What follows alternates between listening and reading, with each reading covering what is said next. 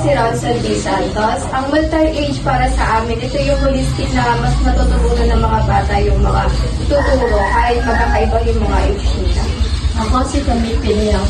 Ang importansya ng multi-age sa amin ay nakakatulong ito para mas maintindihan at may apply nila sa kanilang sarili ang kanilang mga natutunan. Ako si Mariales Ira Permes. Ang topic po namin is about pagtatapon ng basura sa tamang tapunan. Ito po yung objectives namin is yung natututunan ng mga bata or natutukoy ng mga bata kung saan dapat magtapon ng basura. Okay po, ako po si Jocelyn Fidel Hermo. So, para po sa unang girl, ito po, siya po ay grade 3, 8 years old. So, ang kahinaan po niya ay sa pagbabasa or sa reading. So, girl number 2 po, ito naman po iyon. Grade 4 po siya, 10 years old. Mahihain po siya sa pagka-recitation. Tsaka, kahit alam niya yung sagot, nahiya siyang magtaas ng kamay. So, girl number 3, ito po siya. So, grade 5 po siya, 10 years old. Ganun din po, self-esteem din po, nahihiya din po siya pagka nagre-recitation, kahit alam nga din po niya yung sagot sa teacher. Magandang buhay! Mabuting tao. Tumayo ang lahat at tayo ay mananalangin. Iyuko ang ulo at damhin ang presensya ng Panginoon. In the name of the Father, Son, and Holy Spirit. Amen. Lord, maraming salamat po sa araw na ito at sana po kami po ay matuto. In Jesus' name, Amen. Ngayon ay sabay-sabay nating awitin ang pambansang awit ng Pilipinas, ang lupang hinirang. Mga kababayan, ang pambansang awit ng Pilipinas. Kayang magiliw, dalas ng sinakanan, alam ng puso, sa titik mo'y buhay. Lupang hinirang, kuya ka ng magiting, sa manlulupin, di ka pasisingil, sa nagagang tutok sa simoy at sa langit mong pagaw, ay hinagang tula, awit sa pagkayang minamahal, ang isang ng matawad mo'y tagumpay na naghihindig, ang bituin at araw niya kailan pa may di magtitingin, luman ang araw ng walhagin pagsinta, buhay langit sa piling mo. Ang inigaya na pagkay mga amin, ang mamatay ng dahil sa'yo.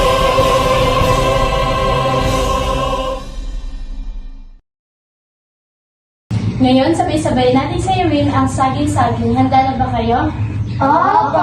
Pero bago yan, ituturo ko muna sa inyo ang mga steps. 3 taas na kamay, saging, saging. Sa kaliwa naman, mangga, mangga, papaya, papaya.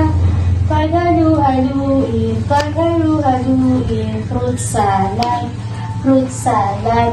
Naunawaan na ba? Opo. Kung gayon, sayawin na natin.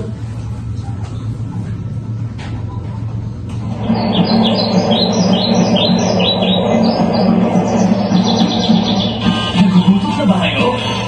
Tara! Saging, saging, mangga, mangga, papaya, papaya.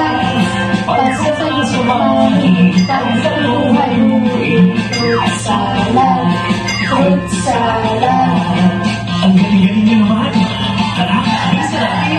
Saging, saging, mangga, mangga, papaya, papaya. Pasamasamahin, paghalu-haluin, fruit salad, fruit salad. Ito na ang pinakamagalis! Isa, dalawa, tatlo! Saging, saging, mangga, mangga, papaya, papaya.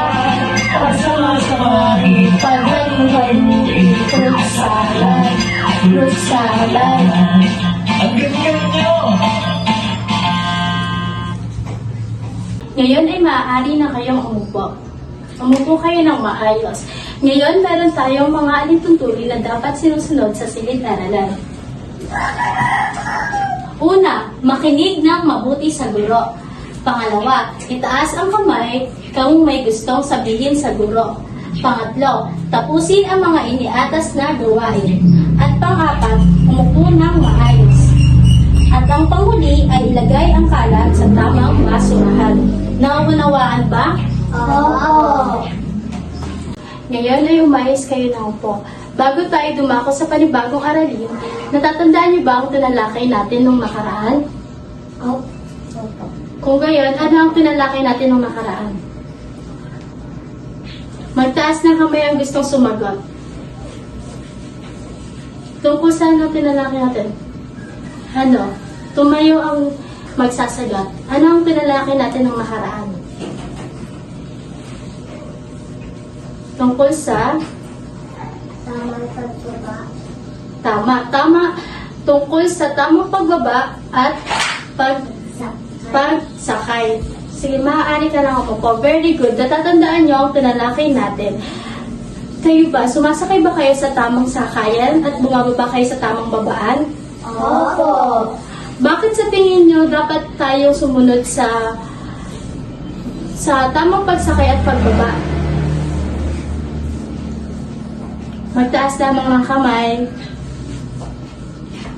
para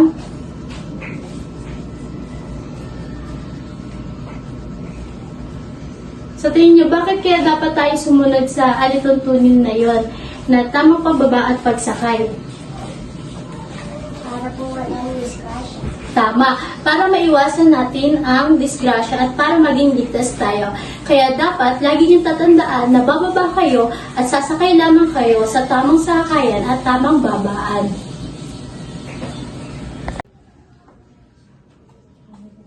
Ngayon ay maaari na kayong umupo. Umupo kayo ng maayos. Ngayon, meron tayong mga alituntunin na dapat sinusunod sa silid-aralan. Una, makinig ng mabuti sa guro. Pangalawa, itaas ang kamay kung may gustong sabihin sa guro. Pangatlo, tapusin ang mga iniatas na gawain. At pang-apat, umupo ng maayos. At ang panghuli ay ilagay ang kalat sa tamang basurahan. Nauunawaan ba? Opo. Ngayon ay tayo ay sasayaw dahil mukhang kailangan nyo ng Ulitin mo yun! ulitin mo Stop. Then, kabila. Ayan. Huwag lang magbibida daw ng binato. Ito. Magandang buhay. Mabuting tao. Tumayo ang lahat at tayo ay mananalangin. Iyuko ang ulo at damhin ang presensya ng Panginoon. In the Father, Son, Holy Spirit.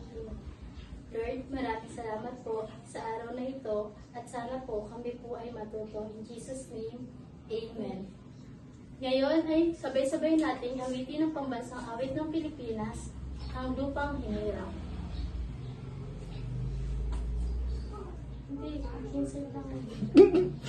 Ngayon, bago tayo dumako sa ating aralin, meron lamang ako ipapanood sa inyo na may maikling kwento at sabay-sabay natin panoorin at panoorin natin ang tahimik. Wala mo nang magdadaldalan. Handa na ba? Opo.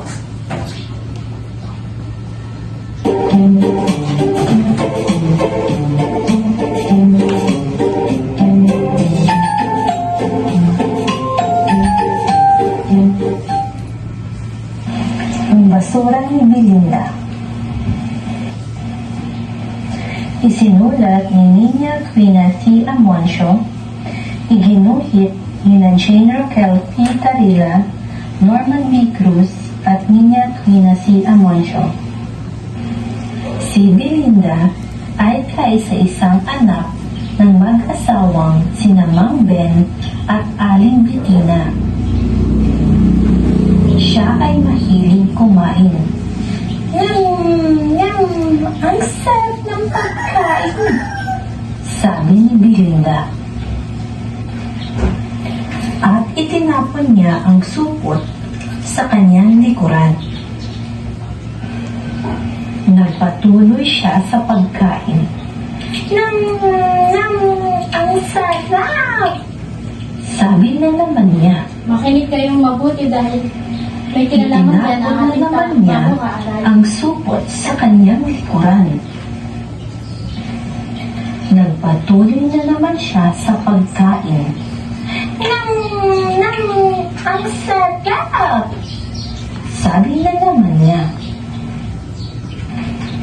Melinda, itapon mo sa tamang lalagyan ng mga basura. Pangaral ng kanyang ina.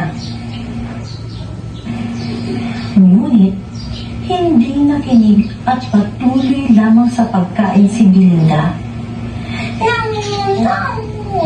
Ang sarap ng pagkain! Sabi niya. Maya-maya ay nakatulog si Belinda sa mesa. Siya ay nanaginip na kumakain. Ngunit, itinatapon lamang niya ang kanyang basura sa kanyang likuran. Nagulat lang si Belinda nang lumabas ang galit na diwata ng kalikasan. Tuturuan kita ng leksyon dahil hindi mo itinatapon sa tamang lalagyan ang mga basura. Galit na sabi ng diwata. Ikinumpas ng diwata ang kanyang mahiwagang baton. Nagtipon-tipon ang mga basura ni Belinda. Nawala na parang wala ang diwata at naging halimaw ang basura ni Belinda. Kakainin ko ang mga batang nagtatapon ng basura kung saan-saan. Galit na sabi ng halimaw na basura. Hinamon ng halimaw si Belinda. Inay! Itay! Tulungan po ninyo ako! Sigaw niya. Nagtago si Belinda dahil sa takot. Iyak siya ng iyak.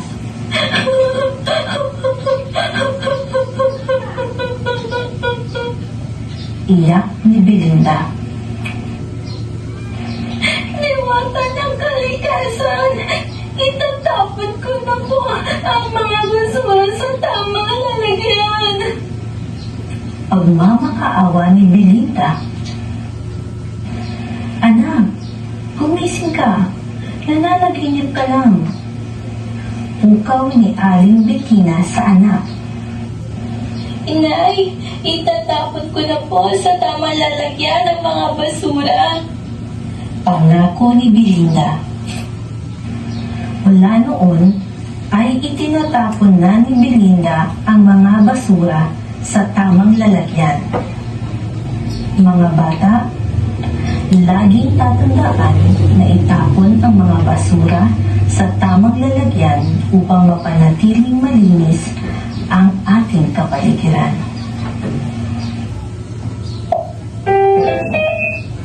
Naunawaan ba ang pinanood? Opo. Tungkol saan ang pinanood? Tungkol sa Ang basura. mataas lang ng kamay. Ang basura ng kilala. Tama kayo. Nagtatapon ba kayo ng basura sa tamang tapunan? Opo. Tama. Ngayon, ang pinanood nyo ay may kinalaman sa bago nating aaralin. Handa na ba kayo makinig? Opo. Okay? Ngayon, bago tayo magsimula ng ating aralin, meron akong inihandang layunin para sa inyo.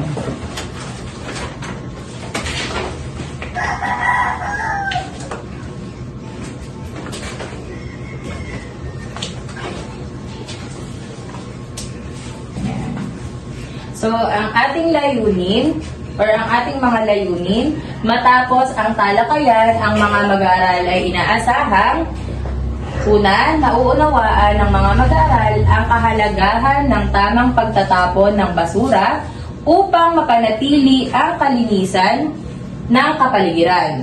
Okay, pangalawa, naiimpluwensyahan ang mga mag-aaral na magkaroon ng malasakit sa kalikasan at magtulungan upang mapanatili ang kalinisan ng kapaligiran at nakagagawa ng wastong paghihiwalay ng basura gamit ang tamang mga lagayan nito. Naiintindihan po ba? Opo. Okay, very good. Ngayon, ang ating aralin ay tungkol sa tamang pagtatapon ng basura sa tamang tapunan. Ngayon, meron tayong 4 na pamamaraan ng wastong pagtatapon ng basura. So, ano-ano nga ba yun? Pero bago yan, maghahawan muna tayo ng balakid. Ngayon, ang ating ihahawan ay salitang residual. Alam ba ninyo ang salitang residual? Hindi po.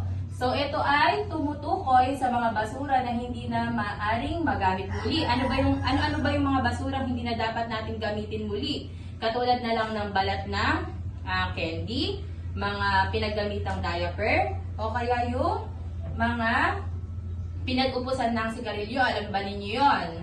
Magagamit pa bang muli yun? Hindi po. O, diba? Hindi na siya magagamit muli dahil siya ay nagamit na. So, ano pa ba yung mga hindi natin pwedeng magamit muli? Katulad na lang ng napkin. Yung mga nanay ba ninyo, nagna-napkin pa? Nagna-napkin. Di ba yun? Hindi na maaaring magamit yun pag ginamit na? Opo. Sige po. Ngayon, ang ating pag-aaralan ay isa dito ay yung nabubulok. Nabubulok. Ano yung mga nabubulok na basura? Example na yan, yung mga dahon at damo. Ito, may example si teacher. Meron ako ditong mga dahon at ito ay nabubulok, di ba? Pagka nagkatagalan. Sunod dito ay yung tirang pagkain. Kayo ba mga anak, may mga natitira ba kayong pagkain tuwing kumakain kayo? Opo. Di ba siya, pagka nagkatagal, nabubulok siya? Opo. Next naman ay mga balat ng gulay o balat ng prutas. Katulad na lang ng balat ng mga saging, balat ng apple, kahit anong klaseng balat kasi nabubulok yun. Naintindihan niyo? Opo. Okay po. Next po dito ay yung nare-resiklo. So, ang nare-resiklo po, ang example po nito ay yung plastic na bote, lumang dyaryo, styrofoam. Kaya siya sinabi yung nare-resiklo yung styrofoam kasi pagka kunyari gumagawa tayo ng kailangan natin ng patigasin, pwede natin gamitin yon, styrofoam. Tapos yung mga plastic na bote, di ba katulad ng project ni Mayora, kilala niyo pa si Mayora? Di ba naglagi siya nang hihingi ng mga plastic bottle, ginagawa niyang upuan, di ba? Gawa yung mga upuan na ginagamit natin sa paaralan, yung mga plastic, gawa siya sa bote. Doon yun gawa. Naintindihan po ninyo? Yung katulad po ng mga lumang dyaryo, pwede natin siyang magamit. Kasi di ba yung iba, ang ginagawa nila, yung mga pinaglalagay sa likod, nilalagyan ng dyaryo, nakaka-absorb kasi yung dyaryo ng mga pawis. O kaya naman, pag gumagawa kayo ng sa paaralan, kailangan nyo ng project, di ba minsan pinapagdala kayo ng mga dyaryo? Opo. So kayo ba, may naging ano ba kayo? May nagawa na ba kayo na na-resiklo ninyo? Katulad na lang ng mga plastic ng bote na ganyan, dyaryo o kaya styrofoam, meron ba? Sa school ninyo? Meron? Ano po yung ginawa ninyo? Alkansya. So, gawa siya sa plastic bottle. Ayun, very good. Next naman dyan ay yung mapanganib o nakalalason. Ano sa tingin nyo yung mga pwedeng example natin sa mapanganib o nakalalason? Meron bang maaaring pwera dito sa mga nakasulat dito? May naiisip pa ba kayo? Sige nga, ikaw anak. Girl number 1, tayo ka anak. Bukod dito ha, so base dito sa mapanganib at nakalalason, ang isa dito ay yung lata ng pintura. Kasi syempre, pagka tayo, lalo na kayo, mga bata kayo, pagka kayo hindi nyo alam na ano yan, lata ng pintura yan, pwede kayong madisgrasya, masugatan. At kasi dahil isa pa dito, chemical ang pintura. Di ba, naiintindihan po ninyo, chemical po yun, kaya hindi pwede sa mga bata. Yung mga sirang baterya, so yan, pwede siyang nakakalaso ng mapanganib. Pagka yan, nahawakan natin, ano mangyayari sa atin? Mga sirang baterya. Pwede yan, pagka nahawakan natin at naisubo natin, pwede tayong malason. Naintindihan po ninyo? Opo. Okay. Yung mga basag na bote, may example ako dito, kasi hindi ito basag. Kasi baka pati si teacher masugatan. No? Ito, example nito, pag ito ay nabasag, mga anak, pwede kayong masugatan. So, anong magiging posibleng mangyari sa inyo pag nasugatan kayo? So, magkakasugat kayo, pwedeng ma-infeksyon, daling kayo sa ospital, magkakagastos ang nanay ninyo. Gusto ba ninyo yan? Hindi po. Okay, next naman dito ay yung residual. Ito yung ating balakid kanina. Ang residual ay ito yung ito yung basura na hindi na muli pwedeng gamitin muli.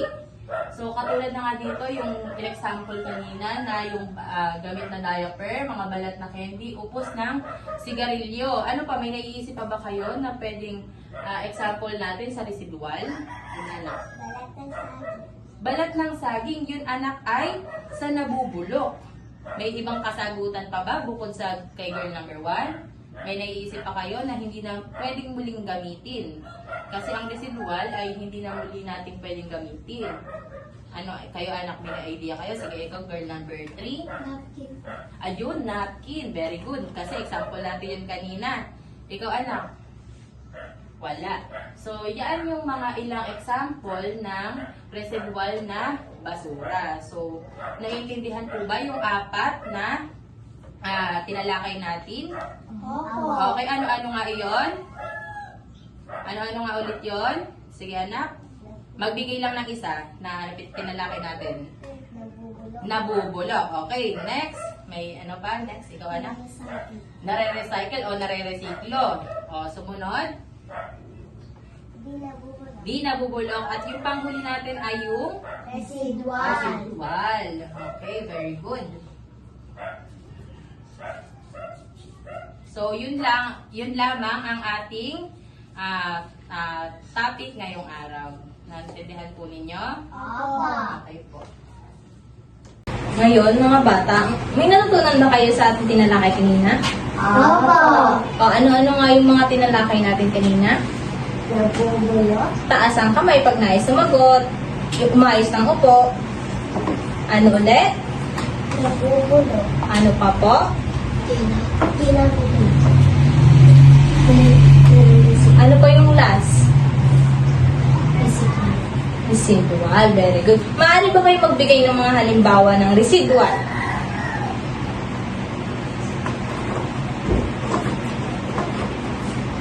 Gamit na diaper. Okay, very good. Napkin. How about naman sa nabubulok?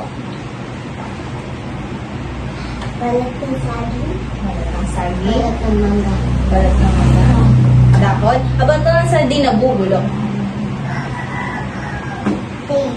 Tape. Papel. Papel. Plastic. Okay. Ito sa mga larawan na to, pwede nyo ba tukuyin kung ano ang mga ito? Nabubulok ba to? Nabubulok.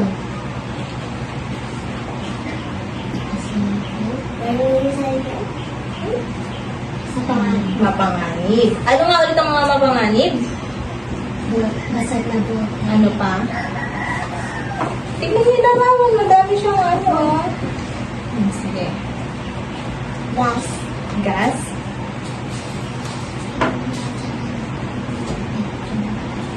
Okay. Ito ano naman to? Very good.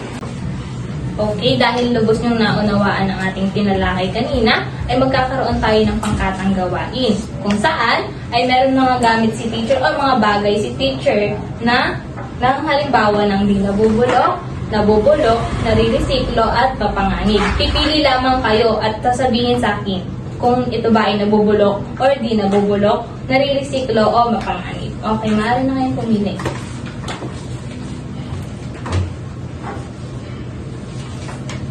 Okay, ano yung nakuha mo? Ano? Resiklo po. Tapos po mapangalan. Okay. Ang nakuha niya ay, ito, kunwari ito is nabasag na ha. Delikado na siya. Ito naman is nare-resiklo kasi plastic bottles. Tulad ng sabi ni teacher, ito ay pwedeng gawing upuan. Okay, next. Hindi nabubulok. Di nabubulok. Very good. Nabubulok po. Nabubulok dahil ito ay Dahon. ng Okay, very good. Ngayon naman, natapos na natin yung pangkata ng gawain. Ngayon, ang gagawin naman natin ay paglalapat. Meron kayong sasagutan dito. Titingnan natin kung naunawaan nyo talaga ang ating mga pinag-aralan kanina. Maaari nyo bang basahin ang panuto? Opo. Guhit ang Malakas po. Iguhit ang masayang mukha kung ang pangungusap ay napapakita ng wastong paraan ng pagtatapon ng mga basura. Iguhit naman ang malusot na mukha kung hindi. Naunawaan nyo po ba? Opo. Sige, maaari nyo na sagutan.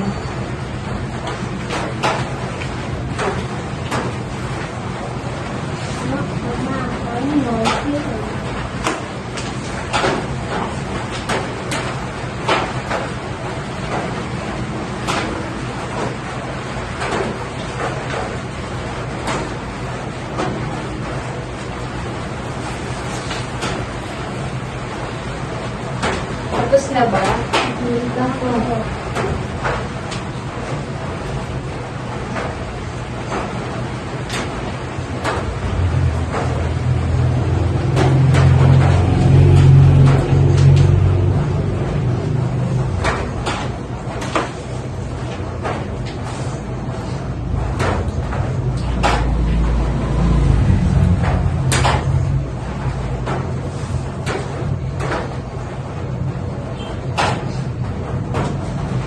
Okay, tapos na? Opo. Maaari na yung pasa dito sa harap.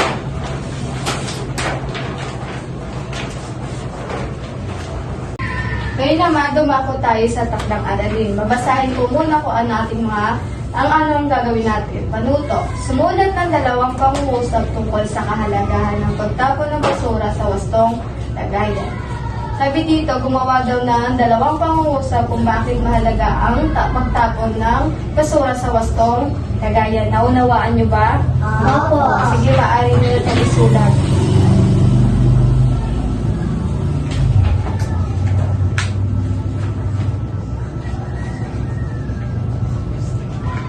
Tapos na ba?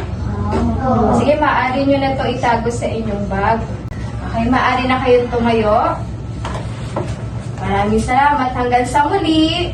Paalam po, teacher. Paalam din po.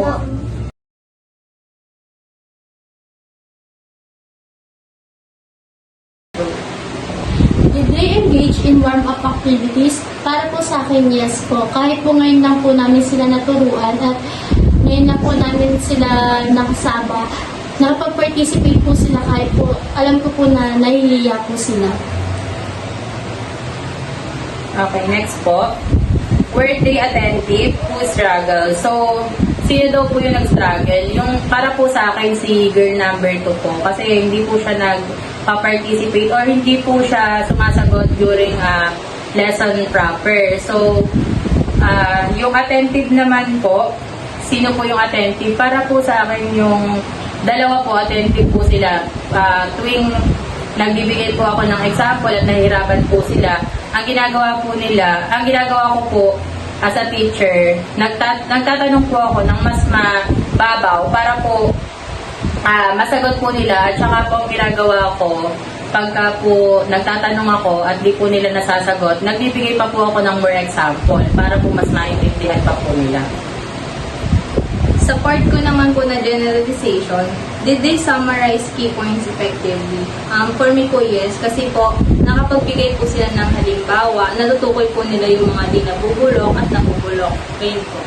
Tapos po sa application naman, were they able to apply the lesson in activities? Yes po, kasi po nakakapamili po sila or nalalaman po nila kung ano yung mga bagay na dapat ilagay sa tamang basurahan. Just for example po is yung nabubulok, di nabubulok, nare-recyclo at ang mapanganib po. Sa akin naman po, how did they perform in assessment? Sa akin naman po, lahat naman po ay nakasunod kung sa paglalapat na nakasagot naman po sila, lahat naman po ay pasado, wala naman po bumagsak. So, kasunod naman po, did they understand the homework? Sa akin naman po, siguro oo, naiintindihan po nila yung pagkakalagay ng ginagawa.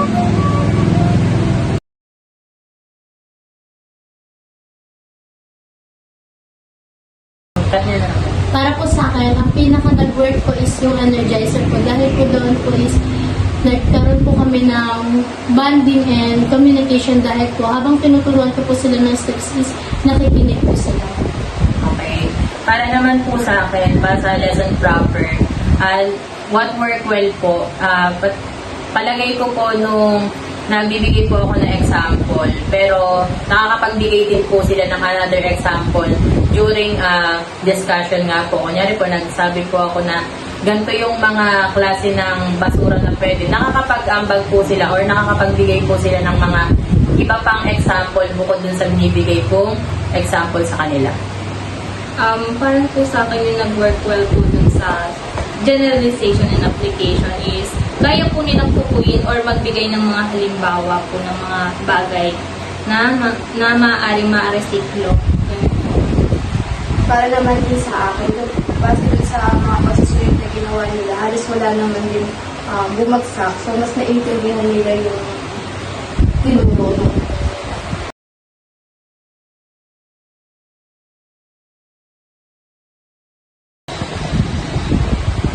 Ang challenge po na na-encounter ko ay yung sa pagiging mahihain po nila. Although nakikipag-participate po sila, pero ramdam mo po na nahihiya po talaga sila. So, para naman po sa akin na naging challenge po sa akin is yung pagka po sumasagot po sila. Yun din nga din po, nahihiya din po sila kahit alam nga po nila yung sagot or may alam naman po sila about na sa topic, nahihiya po nilang sabihin kung ano po yung gusto po nilang i-express. Yung sa akin naman po na challenges is parang katulad lang din po nung kanila kasi nga mahihain po kasi first time po nila kami makita and nahihirapan din po silang magbigay ng halimbawa even though alam po nila yung answer. Sa akin yung challenge ko naman po, meron po tayong isang estudyante na hindi marunong magbala. So, in-explain pa natin sa isa yung question para mas maintindihan nila yung sasagot na isa.